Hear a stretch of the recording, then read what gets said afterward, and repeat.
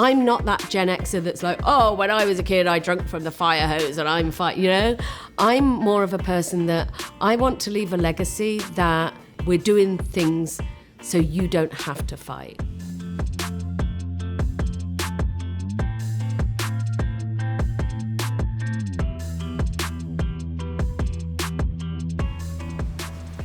Hi.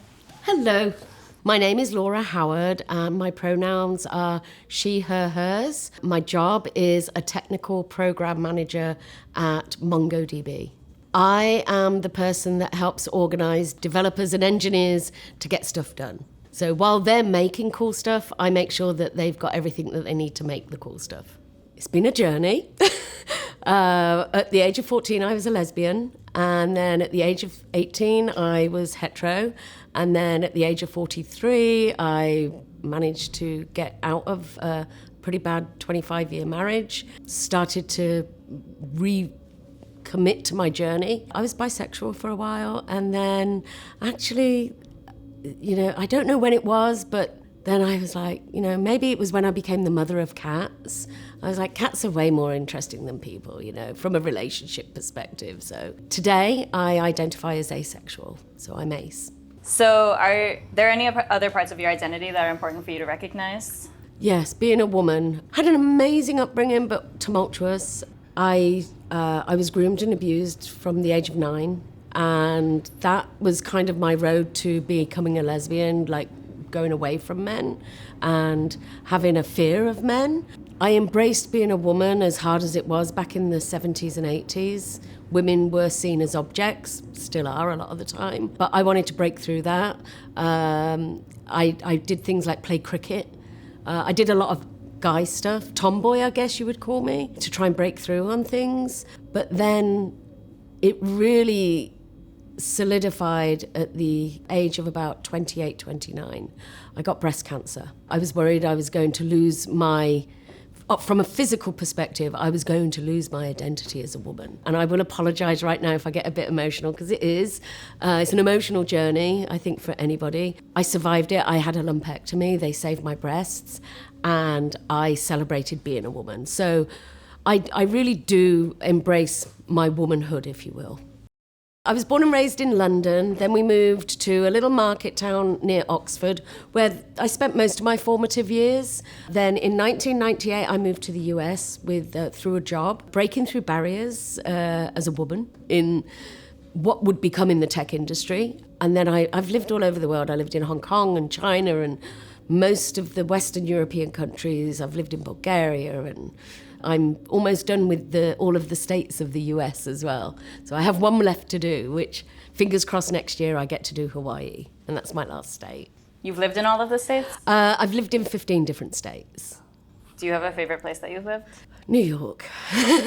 I moved to New York City, so I've been based in New York City since 2010.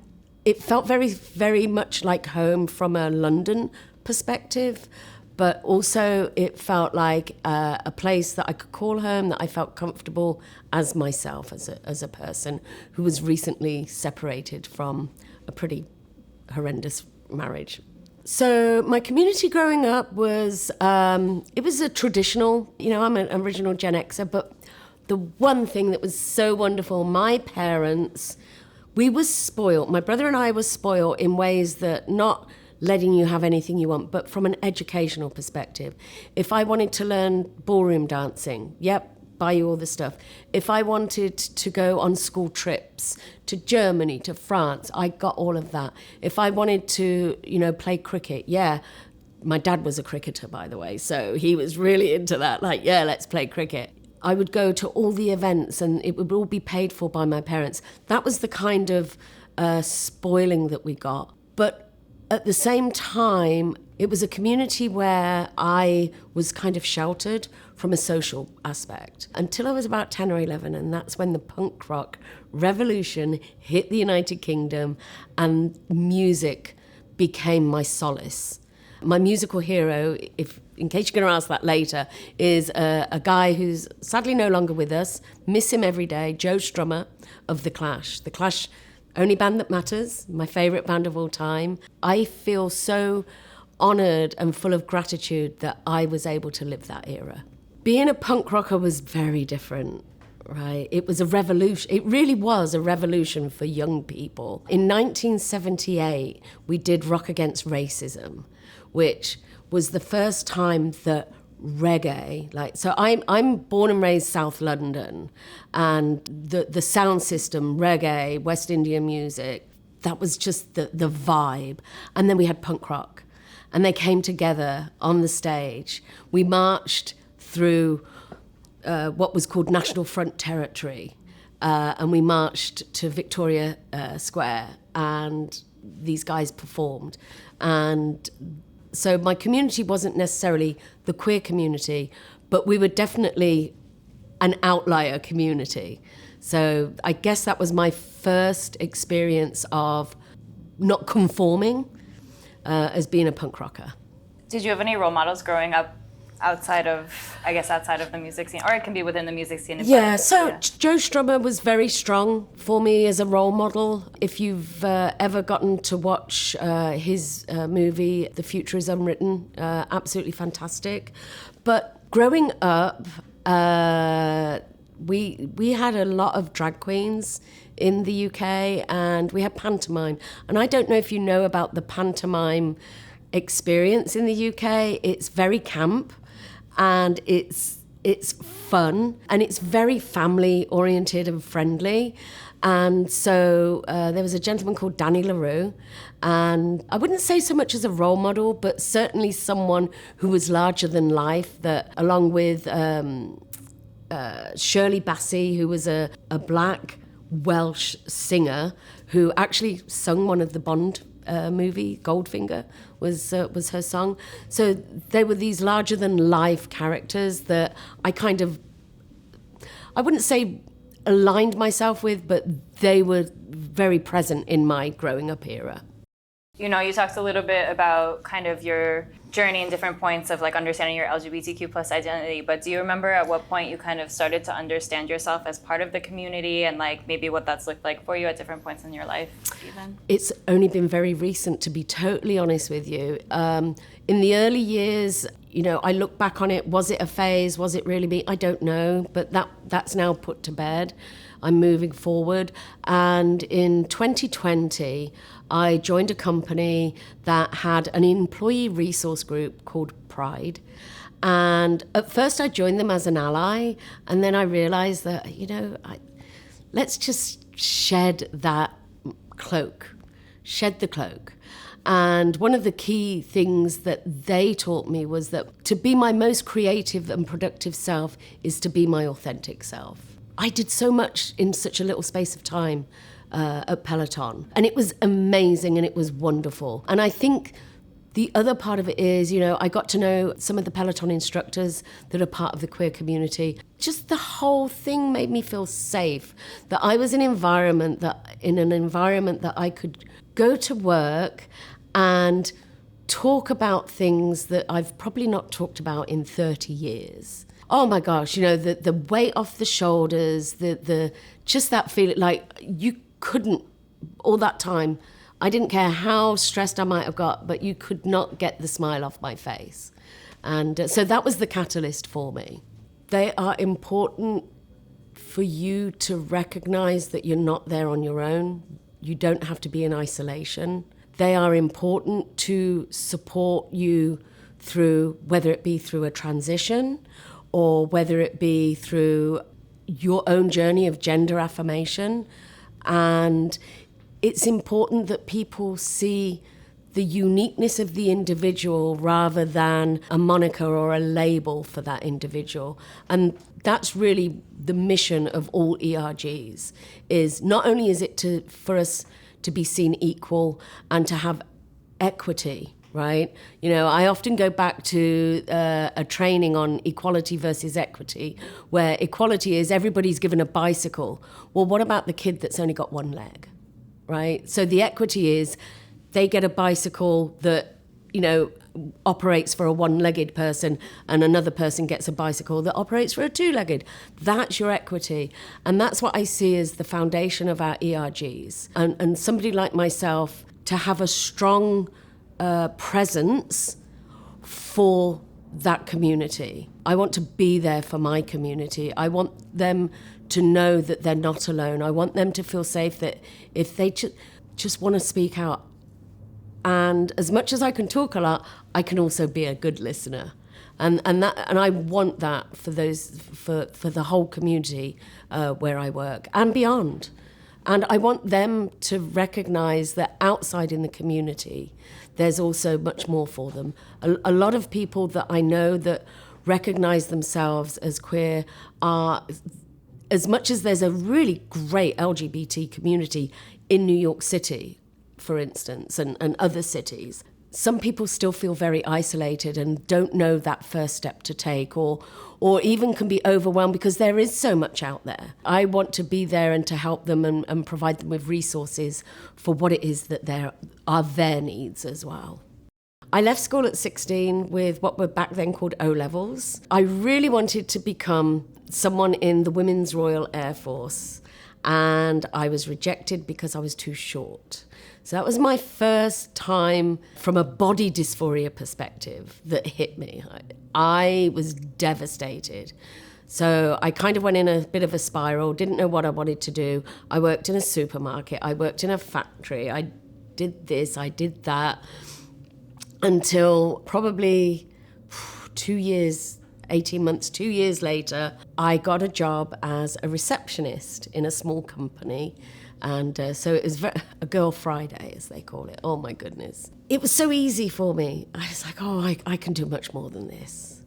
And I answered an advertisement that was actually a temporary role through an agency working in a warehouse, packing boxes and shipping boxes. I was like, now that's more for me.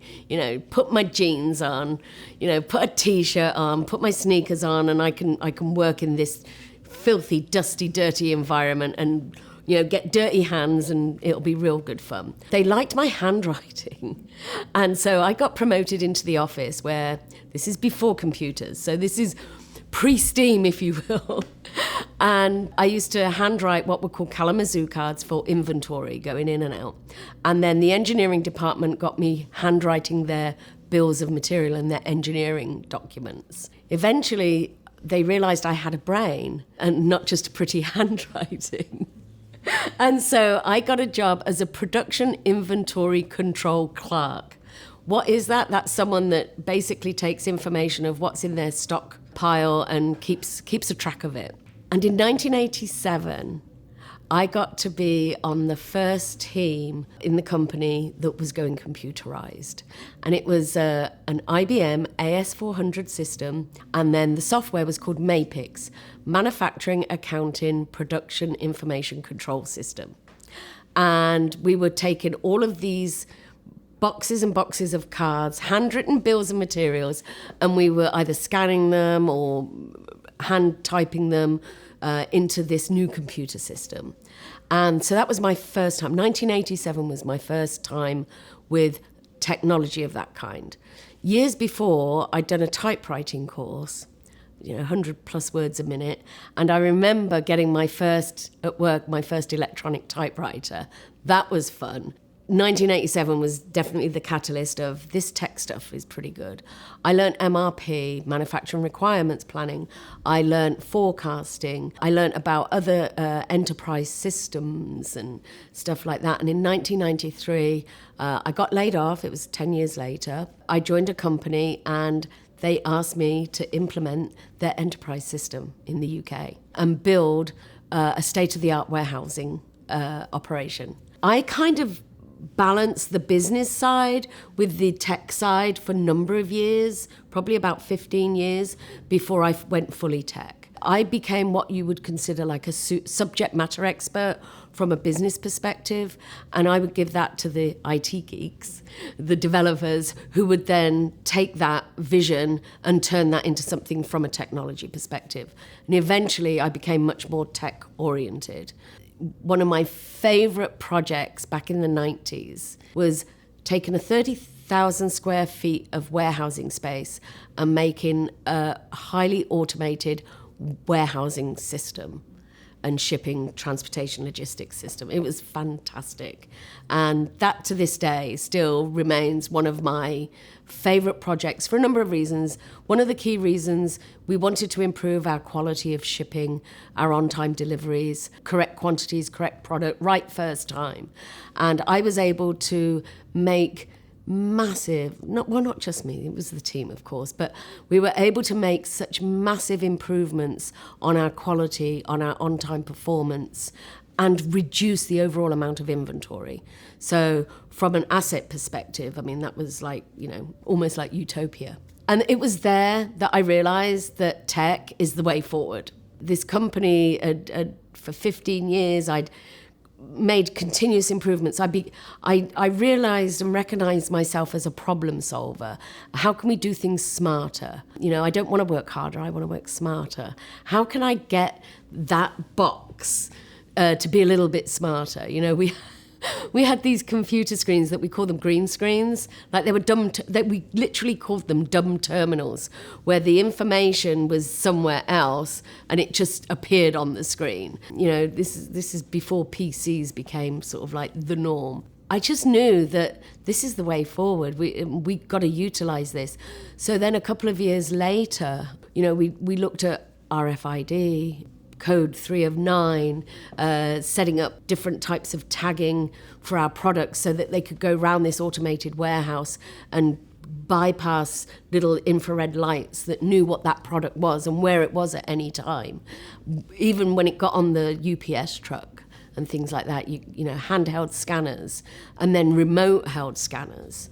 And we just kept going and going and going. And I ended up in Asia, and we did similar things in Asia, building warehouses and state-of-the-art manufacturing facilities, utilizing technology. And it was almost like every year my mind was blown of how far forward we'd come as an organization, where I'd started with them in this tiny little warehouse in the depths of Worcester, England, like this little English quaint city. And now I'm in Hong Kong and, Shanghai, and we're shipping product all around the world. So that was my step over from the business to tech. And then from there, I joined a company called SAP, which is a German company, enterprise technology. My space as a subject matter expert was still in warehousing, logistics, sales delivery, that sort of thing, and we were implementing systems. But I became more involved at that point in something called application lifecycle management. And there's an organization out there, ITSM, the IT Service Management. And ITIL is a framework for more like the back end. So application lifecycle management is around ingesting change. And how do I promote that change? Or somebody's got an issue. How do I tell you that I've got a problem? And how can you solve it using computers? And so SAP had a platform called Solution Manager. And Solution Manager had this end-to-end ability of managing changes through their different complex environments. And it was amazing. So service delivery is kind of what we would term it. That was where my life as a tech person really started. And from there, we took Solution Manager, we took the principles of ITIL from this IT infrastructure library, and we put it together. And we built what was called a best-in-class customer center of excellence. And I worked with an amazing gentleman who I must say his name, Dr. Schatz, from our Waldorf headquarters. So I spent some time in Germany. We built this amazing foundation where, from a quality management perspective, we could take the ITIL framework, bring it together for SAP, and we would certify our customers in terms of their maturity from an IT perspective. So maturity would start at a number 1, right? Ad hoc, they tried to look after their users and clients and that sort of thing, but they just don't have any processes in place. And then you keep going up through the maturity level to number 5, which is where you're really innovating and you're partnering with SAP. So think of companies like Heineken, BMW. These companies are now like collaborating with SAP and so many more to solve their problems and improve and utilize technology to making stuff better. And then beyond that, I worked, after SAP, I worked for an amazing small startup. So I went from this established 40-plus-year-old company of 100,000 employees, I was the only employee in the US, or the only US employee. My boss was a French national that was based in Brooklyn, and the two of us worked together on a platform that was taking SAP information and looking at how can you improve your business processes. So we call it value engineering. So I can get more value for you out of your SAP environment. And one of the things that came out of that was every company that we would review and take that data and churn it back out to say, this is where we think you can go, and these are implement this and this will help you. Data. If the data is wrong, then your processes, they can be the best in the world, but if the data's wrong, what comes out at the other end is wrong. So if you're trying to forecast something, but the data that you put in there was incorrect, your forecast is going to be wrong. But we would look at it from a security perspective, from a business process perspective, and we would also help customers that were taking the leap from the standard core component of SAP that were moving to S4HANA, which was back in like 2014-ish, was their new platform and database that they had. And then on top of that, the S4HANA was their new flagship enterprise technology. And that was also had more ability of a core that had apps connected to it. I was like, oh, this is so exciting. We could tell, SAP customers, hey, this app will really help you because we see this gap in your process. Unfortunately, trying to break into the American market as an SAP partner was so tough. I mean, we did partner with different consulting firms. The company is a French company, and I was in France. They were based outside Nice. So it was beautiful, And, I got to go to Bulgaria for a while and work with some amazing clients there. It was wonderful. But unfortunately, as a startup, we struggled from a North America perspective. So I ended up becoming unemployed. I spent hours and hours a day on LinkedIn. Even though I didn't have the money, I signed up for the LinkedIn Premium so I could get some of their content. I spent hours and hours. 364 applications later, I got a contract offer with Peloton. And I was able to use all of that experience from before to help influence the Peloton technology. And that was the convergence of my technology and then my LGBTQ environment. From there, it was a wonderful couple of years. Unfortunately, as the whole of North America knows, Peloton struggled a little bit post-COVID for a number of reasons that we don't need to go into. One of my most favorite jobs, some of the most amazing people ever. So what happened was I got laid off, and I used the power of the Peloton alumni network. And I worked with ex-bosses, ex-peers, and I ended up at MongoDB in October of 2023 after a short break to Cartagena in Colombia. MongoDB was really bringing me back into the real tech that I was used to at SAP. A database company, open source, amazing company, amazing people. And one of the first things as part of my onboarding, they talked about allyship. This isn't allyship with just the queer community. This is allyship with our Black community, with our Latin community. This was allyship across humans. And I was like, I might cry actually. It was just so compelling. And so I did the allyship training, I joined the Queer Collective, and I was like, you know what, I did this at Peloton, I can do this. And it's interesting, queer people, every time you change jobs, you kind of come out each time. You know, I've got colleagues that have come out like 18 times. And which is quite an interesting phenomenon for me. I could see that the community, I wouldn't say they weren't engaged or active, but I joined at a period of time where, you know, I was just learning about the organisation. So I wasn't overly active, but I would post into our social media channels, and, you know, I knew certain days, you know, World AIDS Day, for instance. I remember back in the 80s and 90s, with the AIDS concerts and benefit concerts and stuff. I was like, I want to do something more. And so I would just, you know, just stay engaged, and not an awful lot was going on. I missed out on Pride with Mongo this year. I actually became very, very ill, had life-saving surgery in May. I spent my convalescent time at my parents' in Spain. It sounds so glamorous, but it wasn't.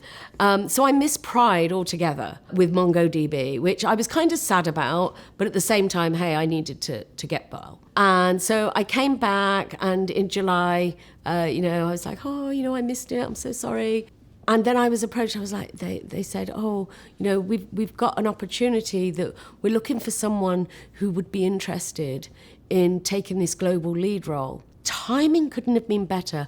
I was getting better. In fact, right now, I'm probably feeling the healthiest and most amazing inside than I have done in so many years. And I was looking for something, and the opportunity presented itself.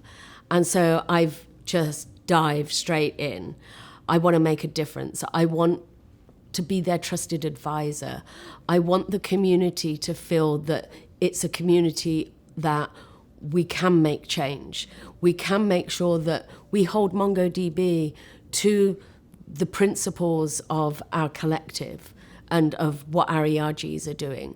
We have an amazing, you know, equity, inclusion, diverse team of people on the front end, but we want to keep that going in the depths of our developers and all of our teams. Last week, one of my colleagues had posted, you know, he identifies as a he, him, but he likes to dress in women's clothes. And he was like, you know, I'm going to do this. I said, do it. And I was in the office, and, you know, I'd never met this person before, and I met them, and it was just wonderful. And it so reminded me of back when I was much younger, my next door but one neighbour became my best friend, who was gay, who had another friend that was a trans person. But back in the 80s, they were called transvestites, not transgender. And so this person last week, it brought back fond memories of my friends who were sort of in that early stage. It was last week that I was like, I got to do more. I just got to do more. So, you know, looking at STEAM and where I sit in that technology space, I want to do more. So hopefully through MongoDB and partnerships with the likes of the Paths program, we can have some mentoring, whether it be through the organization or individually. I'm there to help my queer collective, ERG, identify and see where they can maybe make a difference as well. Because I think now it's time for me, I'm 4 years, less than, away from retirement. So now it's time for me to be able to give back something and help those that are going through maybe similar to what I went through or different. We're all unique. But to pave the way for them so that they can come into a technology space that we just want your uniqueness. We want what's up in here. We want to see what you can do with us. And let me tell you something, we've got some amazing characters that I work with. I work with an amazing bunch of engineers and developers. I just see that as the future unfolds, that those that are in college right now, we have intern programs, of course. I don't know how long the list is, but that's part of what I want to also do is, if we can, look at the queer tech community that are in colleges and see if we can get them internships at MongoDB, because MongoDB is going places. We've got so much going on, and we're nowhere near done. I'm also a person that I'm here to break boundaries if I need to. So if it's something that the company hasn't done before, I know that I'll have support to work through it and work with the company to do some of that stuff. So I really feel that we've got a community in our queer collective that are hungry to be able to do something like that and bring more of that queer tech community into MongoDB. First and foremost, I'm there to do a job, right? I get paid to be a program manager. But being a program manager with my own personality is something that's really important to me. And so what I show people on, within our queer ERG community, our queer collective, is that we can be seen and we can do things, and we don't have to have a cloak on. We don't have to hide behind who we are. One of the things I know, my boss is an amazing person. And one of the things that she often tells me is, don't change. She said, but in the sense of change, but don't change. Be that personality as a whole, rather than just part of the personality, because it's something that a lot of people remember you for. And so for me, legacy, I guess, is I want everybody else to have that feeling that they're seen as their whole person, their personality, their character, their flaws, right? I'm on a journey of getting back to health. I've got a ways to go, but I'm embracing it and I'm working on it. It's time that we allowed personality to come into the workplace, not just be robots and do your job and leave. Especially right now, we are, for MongoDB, I'm a remote worker. I do go into the office now a little more often so I can connect in person with the queer collective community. But there's a lot of our colleagues that are in the middle of nowhere, that are pretty isolated. So I want to make sure that our social media internal platforms are their connection, that they can still, be part of that. But also projects that they're working on, make sure that people know about these projects, make sure that we're promoting each other with some of the good things that they're doing. So it's all of that combined that I'm trying to bring together. And I'm very new at it, so I'm sure I'm going to make mistakes, and I'm sure that the company are going to try and make me toe the line at some point, because I want to try and test how far I can go. But for me, it's also about making sure that everybody in our community, even those that are in a physical location that might not have a queer community, or they might not be in a city. I know we have somebody that lives on an island off Seattle. Obviously they can get a ferry into Seattle, but that's pretty remote. For myself, I live in Brooklyn, and I'm very close to being able to connect externally from the organization or with the organization, and we do things outside. So but yeah, definitely just making people realize that, what they're doing is actually meaningful and is for the better good. It's almost easy to include because it's almost a physical thing, but the equity side, so at Peloton, I have such fond memories of Peloton. It's probably one of my favorite jobs. And at Peloton, you got to see equity every day. I did work at SAP, and one of the key equity pieces that truly made me smile, and that was when they expanded one of their development areas for neurodivergent people. And, this recognition that, somebody with some kind of neurodivergence is able to productively produce and see things so in a different lens that can help reimagine what, for instance, technology looks like for a user experience. So that was one of my first times that I got to see that lens of the equity side of things. And it was so interesting. And then at Peloton, it was just everywhere. Everywhere that I saw, not just the policies. The policies were there, but we just lived it. We almost didn't need the policies.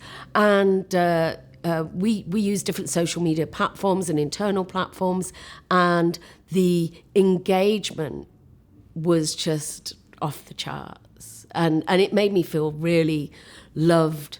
It made me feel recognized.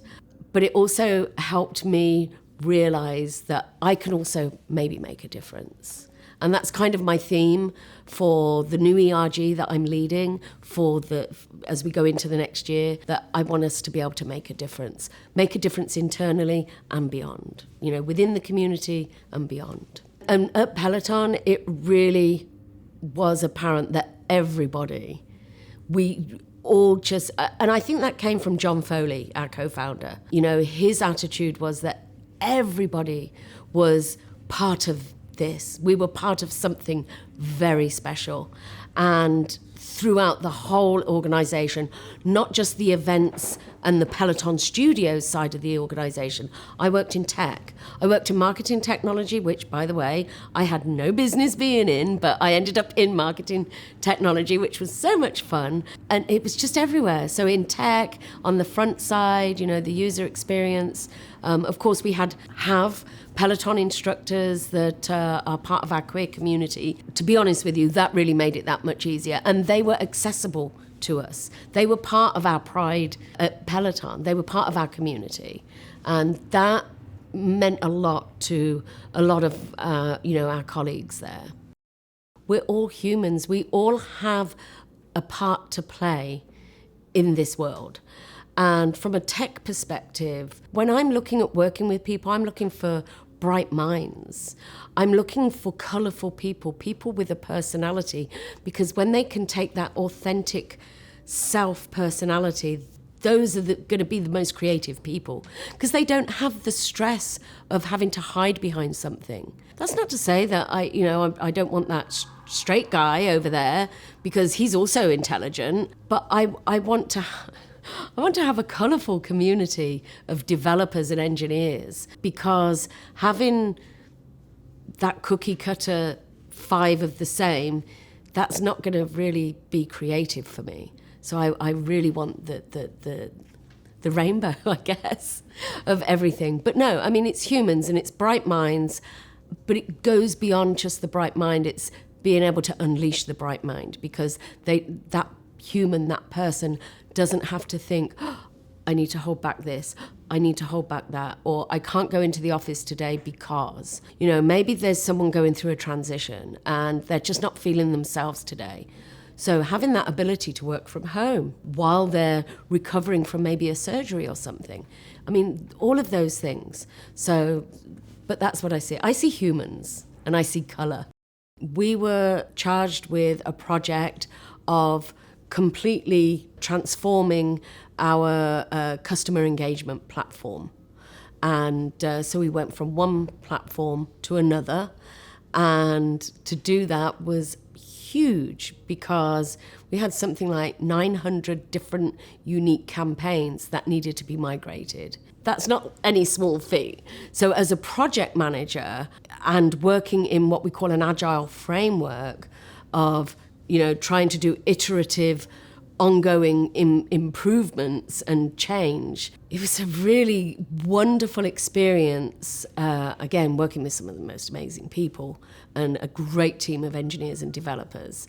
But just like getting it, organizing it, using some tools and technology to help us get through that, and to see those 900 different types of engagement opportunities go into this new platform on time, within budget, and being able to sunset. So we had a deadline because we didn't want to pay a new license fee for the old system. So we also had to hit this date, and we did it within 10 days of that date.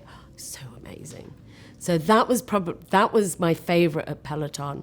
Here at MongoDB, I've only been with the company 10 months. Thrown into at the deep end. I was given a project, and it was a really important project for our sales teams. Salespeople are an interesting breed. And it's very important for them that they get paid their right compensation plans and all of that stuff, right? And so we had this project of implementing something that was going to lead into that whole comp plan of what we call forecasting and then the actual realization of what's coming. And again, amazing team. And we achieved everything that was, that we'd scoped out on time with a great engagement from our sales community. I think one of the things about that project, that also got me to learn more about the different environment or different communities within MongoDB is big. We've got our front-facing, public-facing, we've got the internal tools team, we've got tech ops, we've got product, we've got design, we've got tech writers, we've got support, we've got sales and strategy, and I'm like, whoa. But I got to work with so many of those people, and I've started to foster relationships. And for me, I'm a people person. Fostering these relationships has been really important. So on top of that technology that we just created and that we're now improving upon, I've also, built some really great relationships. The advice to my younger self is go with your heart. Don't have to conform to what society thinks you should be. And it is a what, not a who. I come from an era where women were objects of desire. I mean, literally objects. And objects in a form are neutral. They're not feminine, they're not masculine, they're just things. Do something that you're passionate about. I know STEAM is more than tech, but the really cool thing about tech is that if you want to do good in the world, you can use tech as a foundation to do good in the world. But science as well, right? So if I enjoyed science, I just wasn't any good at it. Although I do have to tell you the story of chemistry. My chemistry teacher didn't like me because he didn't like my brother that went before me. And so I still have a really good memory. And we had a class test of the periodic table. And I memorized all 103 elements and what their signs were, and I got 100%. And it really irked my chemistry teacher. So there you go, I did that. So science is something I enjoyed and I'm fascinated about, but it's not a path I would have taken because I'm just not that good at it. When I did my bachelor's degree, I failed my finance part twice. So, I'm not the best student. And I think tech, for me, allows for you not necessarily being top of your class, because you come with so much more. You come with ideas, you come with creativity, you come with a vision. Working in an agile environment you can be a little bit more risk averse, you can make a mistake, and you can understand what that mistake is and fix it as you go along. Let's take the Apple iPhone as an example. You get those bloody updates, right? Tonight your phone is going to update to this and things like that. And it'll do incremental updates and it'll be like, and it's going to fix this bug. That's part of agile. It's like you've still got the iPhone. The big part of it is when you got the iPhone 12 to the 15 to the this to the that. Those are like the major tech pieces, but the incremental updates, iOS updates in between, are like fixing small bugs and things. So it's not a perfect product, and it's fine. So tech sort of is almost forgiving for those of us like myself that weren't the top of the class students. So that's how I see tech as well. It's like you just don't have to be perfect, and I think that's a message we need to get out to the world. Now, of course, there are environments where perfection is needed, but in tech, generally, you don't have to be. You can be your authentic self. You can make a mistake because guess what? Tomorrow's another day. You can sleep on it and think about how you can, do better and fix what was broken. I'm working with some engineers that, something will be broken for a couple of days because they're taking a couple of days out just to reset, think about what it is, what the problem is, and they come back and then they make it even better than it was before.